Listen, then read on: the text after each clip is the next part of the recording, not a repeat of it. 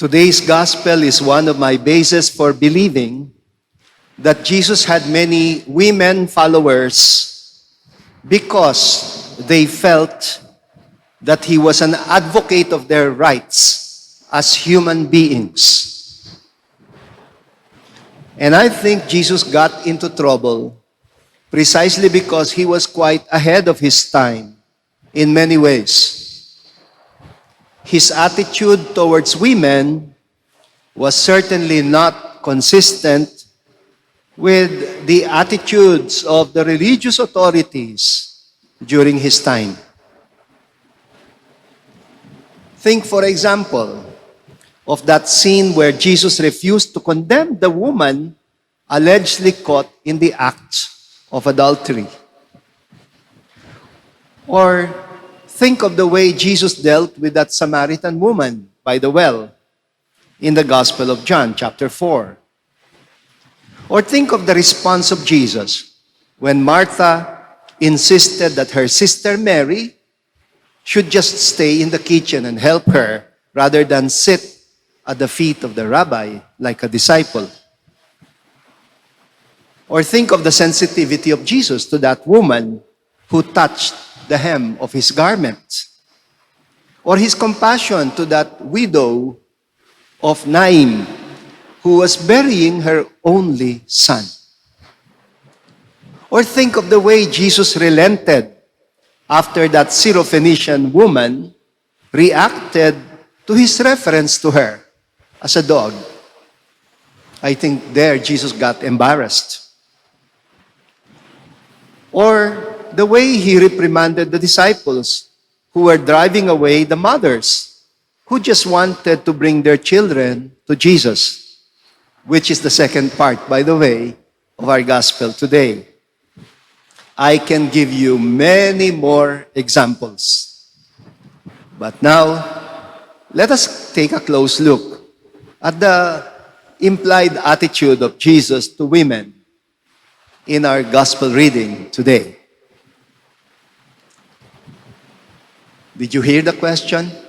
The question of the Pharisees was, is it lawful? Naaayon ba sa batas na hiwalayin o diborsyohin ng lalaki ang kanyang asawa? I remember asking my students in the seminary that question and asking them, what's wrong about the question? Inulit-ulit ko. It was a course on the Bible, and we were reflecting precisely on this reading. Ang tanong ko sa mga seminarista, what's wrong with the question? And nobody could answer me.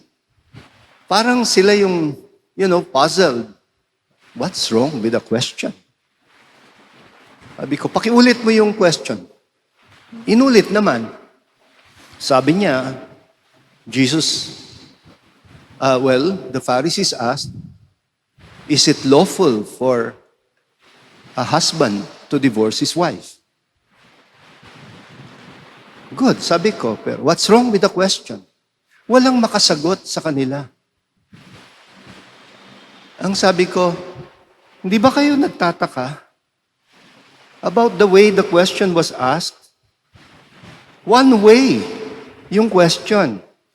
It is being asked from the perspective only of the husband.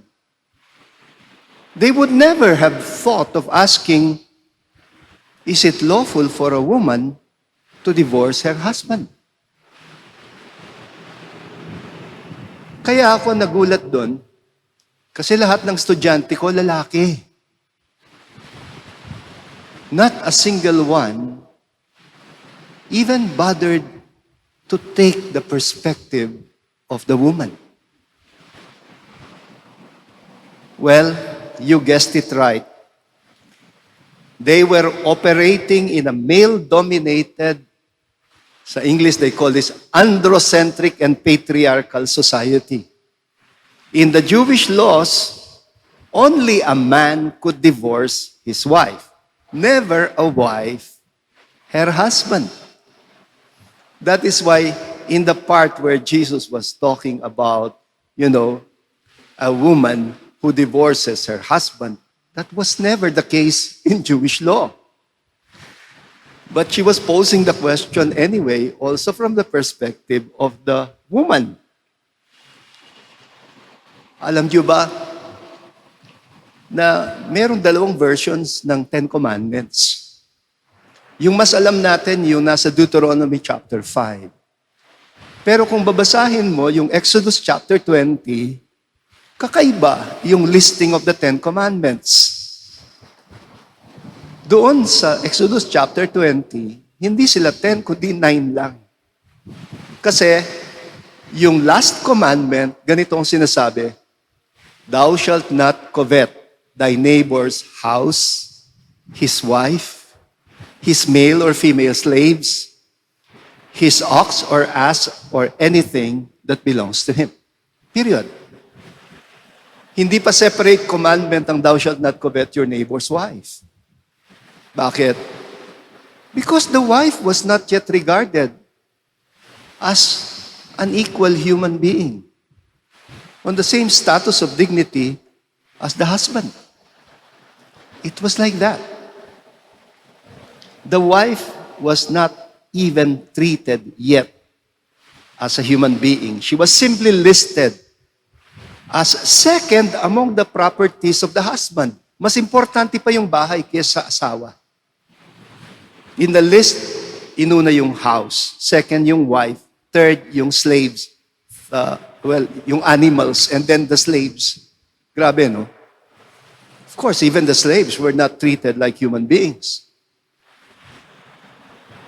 And Jesus is precisely reacting to this inhumane treatment of women. The only one among the rabbis in his time. He was expected by the Pharisees to mention the same reasons that are given in the book of Deuteronomy about all the possible reasons that a man could use as justification para diborsyohin ang asawa niya. At kasama dun sa reasons na yon ay typical reasons, doubting her virginity after their first night in bed together. It was a basis for divorce. Or not being satisfied with her as a sexual partner. Or even just the frivolous reason like hindi siya natutuwa sa pagluluto niya. Enough reason for divorce. How can that be a humane treatment of women? Kung ganun ang batas sa panahon natin, sasang-ayon ba kayo? Ewan ko lang. And so, he returned the question to them by asking about what Moses had commanded. Pero ang sagot nila ay what Moses had permitted or allowed. And then Jesus goes beyond legalities by referring back to the story of creation na siyang first reading natin ngayon. Genesis chapter 2. First, Jesus quotes the part that says, Therefore, a man shall leave his father and mother and cling to his wife, and the two shall be as one.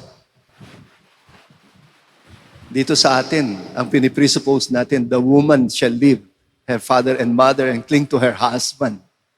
Dito sa pagbasa baliktad, it is the man who leaves father and mother and clings.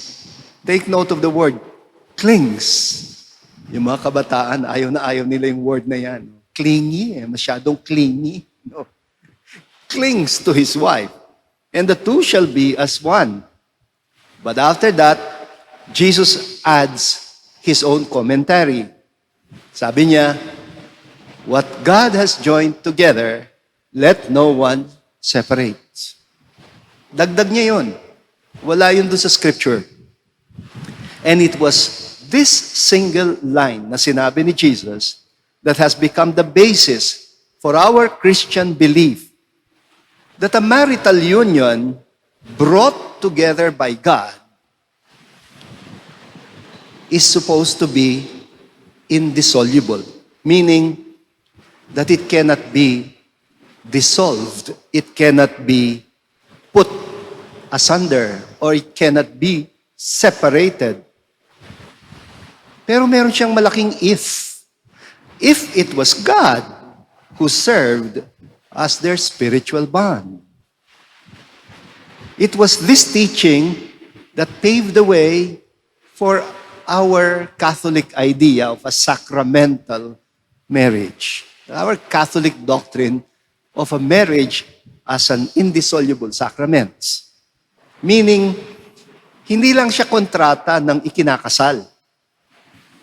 Rather, ito'y kasunduan between God and the couple. Some people forget that that is the meaning of the sacrament. Hindi siya kasunduan lang ng babae at lalaki, ng husband and wife o ng spouses.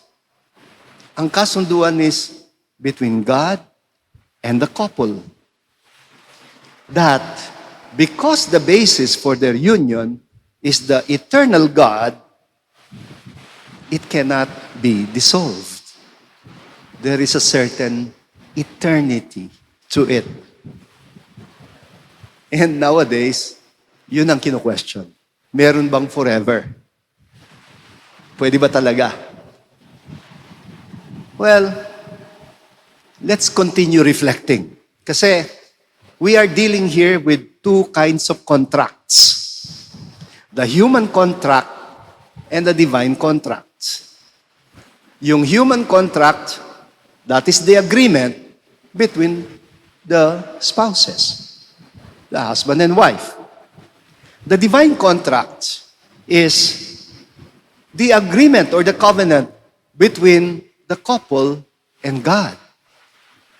And Jesus is pointing out that if marriage is to be seen only as a human contract, then totoo nga, it can be terminated like any human contract. Hindi ba? Ngayon, nasasanay yung mga tao sa mga kontrata. Memorandum of Agreement, Contract of Lease, Memorandum of Understanding, legal documents, kontrata between two parties. At lagi, kung human yung kontrata, dun sa dulo, merong nakasaad. If the provisions or stipulations of this contract are violated by one or the other party, then it can be terminated.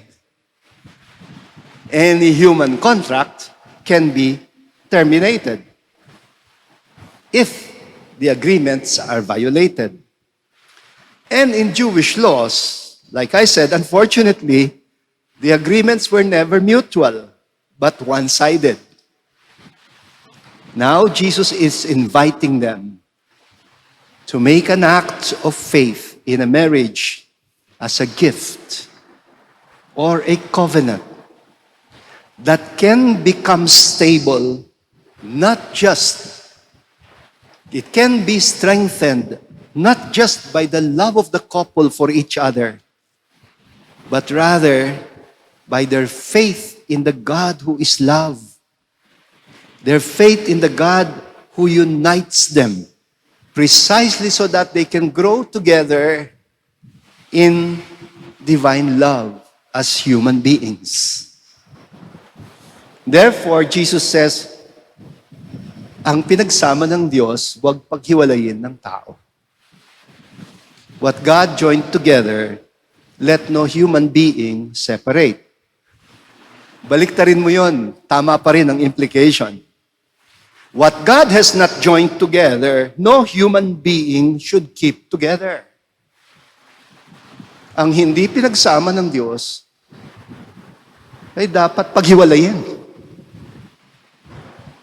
That's the implication of what Jesus is saying. What will stay together is only what is joined together by God. Meaning terminating a relationship that does not have God as the bond. That is what the church now calls annulment. Namely, that despite all the rituals Madalas ko sabihin to, kahit ilang balding tubig ang iwisik mo sa kinakasal, kung wala naman silang pag-ibig sa isa't isa, hindi kasal ang tawag doon, sakal. Hindi lahat ng kasal totoo. So, if in spite all the rituals that happened, no real marriage actually took place, then it was not a genuine marriage from the start. The principle of marriage that cannot be dissolved, by the way, applies only to church law, not to civil law. Sabi ko nga sa inyo, any human contract can be terminated. It applies only to church law. It applies only to marriages that we consider truly sacramental. But are there weddings officiated in the church that might not have been sacramental? Of course. The word sacramental is a statement of faith in the church that a true marriage is one that had been joined together by God. If it is joined together by civil law, it is bound only by the civil law as defined by the country that legislated that civil law. And, of course, ang simbahan coexists with civil society. And in many countries around the world, even in the countries where civil law has already legislated divorce, the church has never given up its teaching about marriage, even when it respects that civil law might stipulate a different kind of policy. Therefore, the process of dissolving a church marriage is distinguished from the process of dissolving a civil marriage. And it is the reason why in many countries, the civil wedding is performed separately from the church wedding. Dito kasi sa atin, even church ministers can be given that authority to solemnize marriage that is recognized in civil law. In other countries, hindi. Civil marriage is always distinguished from church marriage. And Jesus points out, Moses did not command it. Rather, he permitted it. Those are two different things, to command and to permit. And then Jesus proceeds to explain, it was because of your stubbornness of heart, meaning hearts that are motivated not by love, but by something else. Yes, sabi ko nga, people can get married for many other reasons other than love. And we proclaim that only marriages motivated by genuine love can become truly sacramental, meaning brought together by God. Well, of course, we do understand. Some marriages succeed, others fail. The point is, wala namang perfect marriage. It is always a union between imperfect, flawed human beings. But it can be strengthened. It can be perfected by an act of faith in a perfect God, in the God who loves unconditionally. We can make an act of faith in the God who teaches us to make room for forgiveness, to put up with each other's limitations and imperfections. The inability of some couples to grow together in that divine love may in time be a basis for saying, hindi naman talaga sila pinagsama ng Diyos. Kapatid, sorry humaba ng konti. I must confess to you that as a celibate person, hindi naman ako married As a celibate person, I always feel that I am in no position to judge which marriages can last and which ones cannot. Or even to set the standards about an ideal marital relationship or commitment or parenting or family life. I am fully aware na kahit kami, even our priestly commitment pa rin siya, parallel to marriage.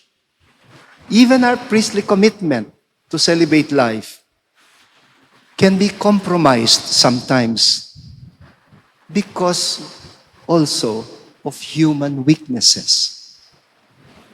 And yet, like married people who are believers, we just make an act of faith to affirm the sacredness of making a commitment, whether in ordination to the priesthood or in the sacrament of marriage.